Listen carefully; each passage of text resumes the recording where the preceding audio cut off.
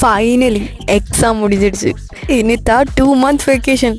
അത് വെക്കേഷൻ അല്ല, നമുക്ക് ഇന്റേൺഷിപ്പ് ചെയ്യാനുള്ള ടൈമാണ്. ബിഫോർ ദാറ്റ് വീട്ടിലേക്ക് പോകുന്നതിന് മുമ്പ് ഫ്രണ്ട്സ് ഒത്ത് ഒന്ന് ബ്ലാസ്റ്റ് ചെയ്യാൻ ഇറങ്ങിയതാണ്. ഫസ്റ്റ് തിങ് ഫസ്റ്റ്, ലെൻസ് കാർട്ടിൽ പോയി പവറൊക്കെ ഒന്ന് ചെക്ക് ചെയ്തു. ഞാൻ ചെക്ക് ചെയ്യാൻ കയറിയപ്പോൾ എല്ലാവരും ചെക്ക് ചെയ്തു. എന്നിട്ട് നേരെ നമ്മൾ ഫുഡ് കോർട്ടിലേക്ക് ഫുഡ് അടിക്കാൻ പോയതാണ്. പോകുന്ന വഴിക്ക് ദേ ചേട്ടൻ പിടിച്ച പിടിയിലൊരു സാമ്പിൾ പാക്കിങ് ഞാൻ എടുത്തു. ഇപ്പോൾ എടുത്തിയതാ.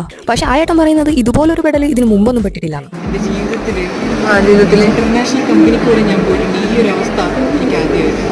അത് ശരി, ഇതിപ്പോൾ ആരാ ശരിക്കും പെട്ടത്? പെട്ടെന്ന് വണ്ടി ഓടിക്കുന്നതുകൊണ്ട് അത് വേഗം മേടിച്ച് പോക്കറ്റിലിട്ട് നമ്മൾ അടുത്ത സ്റ്റോപ്പിലേക്ക് പോയി ഫുഡ് കഴിക്കാം. ഫുഡൊന്നുമില്ല, ഫുഡ് നേരത്തെ ഒരു ബിരിയാണി അടിച്ചിട്ടാണ് വന്നത്.